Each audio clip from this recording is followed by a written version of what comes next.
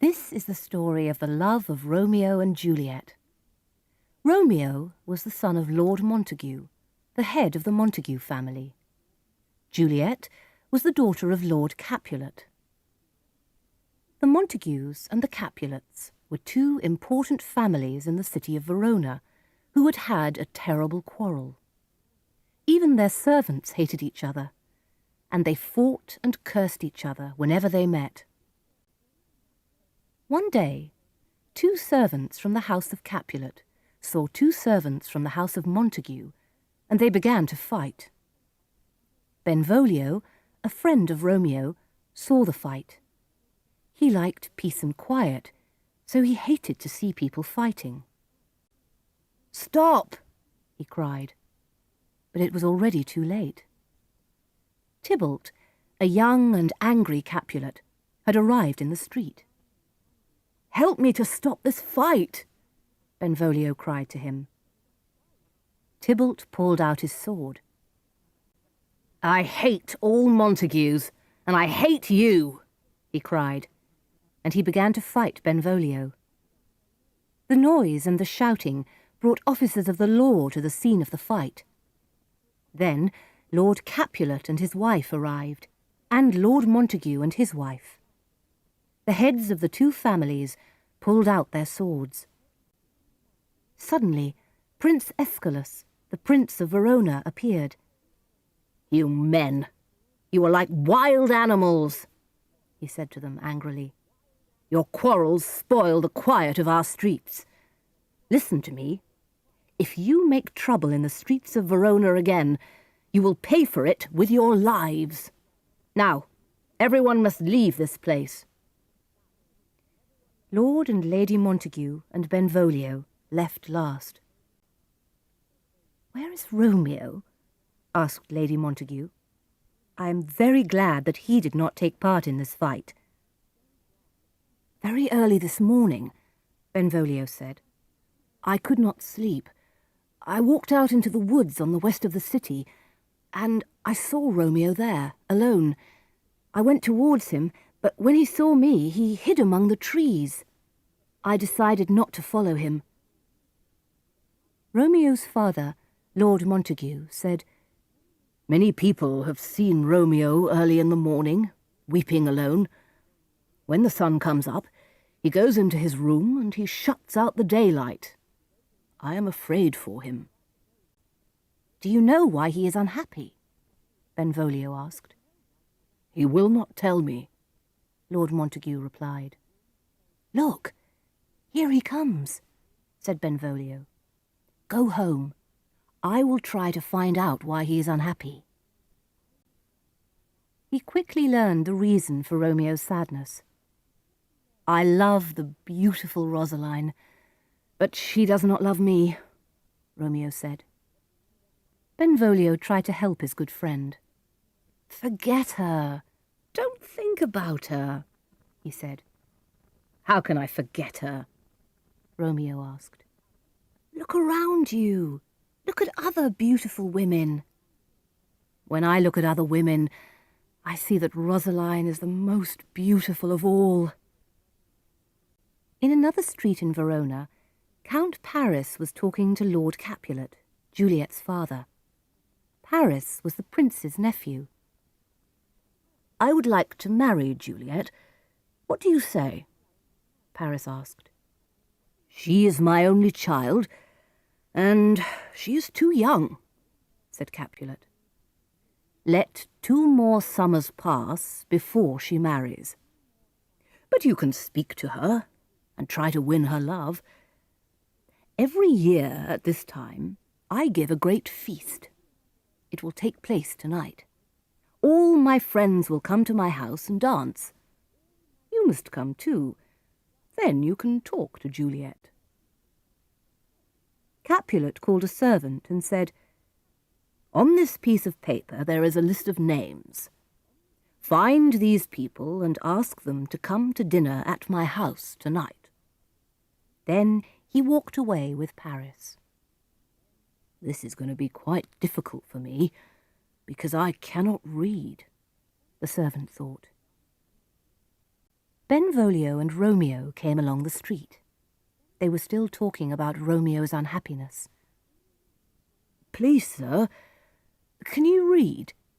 Capulet's servant asked. He gave Romeo the list of names. Romeo read out the list for him. Martino and his wife and daughters, Anselm and his beautiful sisters, Mercutio and his brother Valentine, Lucio and Helena, Rosaline. Where are these people going to meet? At my master's house tonight, the servant said. Who is your master? Romeo asked. My master is the great and rich Lord Capulet. If you are not a Montague, come and drink wine with us all. This is the chance I wanted for you, said Benvolio happily. Go there, compare your Rosaline with other women. You will see that she is not more beautiful than them. You are wrong, Romeo replied. Since the world began, the sun has never seen a woman as beautiful as Rosaline. I will go to the Capulets' feast, but only to look at Rosaline. Juliet was with her mother, Lady Capulet, and her nurse. You were a pretty little baby when I came here, said the nurse. Now I have one wish. I want to live long enough to see you married. I want to talk to you about marriage, Lady Capulet said to her daughter. Juliet, do you want to find a husband? I have not thought about it very much, answered Juliet. Here in Verona, younger girls are already important ladies and mothers. I will tell you now that Count Paris hopes to win your love. He is a fine man, almost a perfect man, cried the nurse. He is the finest man in Verona. You will see him tonight at our feast, Lady Capulet said. He needs a wife, and you will make his life complete. The evening came. Romeo and his friends, Mercutio and Benvolio, put on hats to hide their faces and went to the feast at the Capulets' house. But Tybalt heard Romeo's voice. I know that voice, he said. That man is a Montague. What is he doing here? He called to his servant. Fetch my sword. What is the matter? Asked Lord Capulet. That man is a Montague. He is our enemy. Is it young Romeo? Yes, Tybalt said. Let him stay. The people of Verona say that he is a good young man, and he is behaving like a gentleman tonight. Don't look so angry. We must entertain our guests. Tybalt was very angry, but he had to obey his uncle. At that moment, something wonderful happened to Romeo. He saw a beautiful girl. She was lovely, sweet, happy, and good. As he watched her, he forgot about Rosaline. Now he was truly, deeply in love. He went to her and touched her hand. Your hand is too soft for my rough touch, he said. But my lips are ready to touch your gentle hand with a kiss. He kissed her hand. You have lips, too, he said. Juliet found that she was in love with him, and so they kissed. The nurse came to them. Your mother wants to speak to you, she said to Juliet. Who is her mother? Asked Romeo. Her mother is Lady Capulet, the nurse replied. Oh no, Romeo thought. I have fallen in love with the daughter of my enemy. Everyone began to leave, and Romeo went with them. Juliet watched him go. Come here, nurse, she said. Who is that gentleman over there? Go and ask his name. The nurse came back and said, "His name is Romeo. He is a Montague, the only son of your great enemy." Later that same night, Romeo's friends searched the streets of Verona for him. Romeo was standing below Juliet's lighted window when he saw her there. "It is Juliet," he said quietly. "Oh, it is my love. She is as beautiful as the sun in the sky. She is looking up at the stars, but her eyes are brighter than they are. The birds will see them and think that it is already daytime." Juliet looked out of her window and rested her face on her hand. She was thinking of Romeo. She did not know that he was there, listening. "Oh, Romeo, Romeo, why is your name Romeo?" she said. "Leave your family and change your name. If you cannot, I will leave the Capulets. It is only your name that is my enemy. But what is important about a name? If a rose had another name, it would still smell sweet. Change your name so we can be together." "Call me Love," Romeo called up to her. "That will be my name. I will never be Romeo again. I hate my name because it is your enemy." "How did you get there?" Juliet asked. "The walls are high." "Stone walls cannot keep out love," Romeo said. Juliet was afraid. "If my family see you here, they will kill you," she said. "If their hatred ends my life," said Romeo, "then I will die. I do not care. I do not want to live without your love." "Do you love me? I know that you will say yes, but tell me the truth." "Lady, I promise by the moon that touches the tops of those fruit trees with silver." "Oh, don't promise by the moon," Juliet said. "The moon changes every month. I do not want your love to change like the moon." "What shall I promise by?" Romeo asked. "Do not promise. You make me happy, but this love has come very suddenly. I must go now." "No, wait," Romeo cried.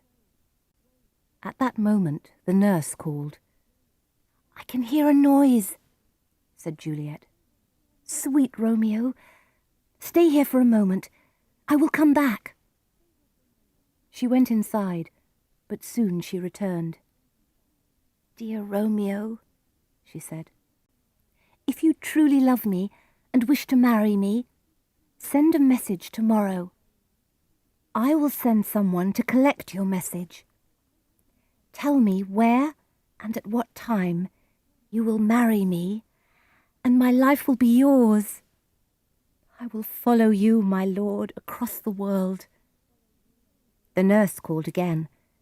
Juliet went in and then came out again. "Romeo?" "My sweet?" "At what time tomorrow shall I send someone to you?" she asked. "At 9 o'clock, Romeo replied. "My messenger will find you. It is almost morning, so I must let you go. Good night.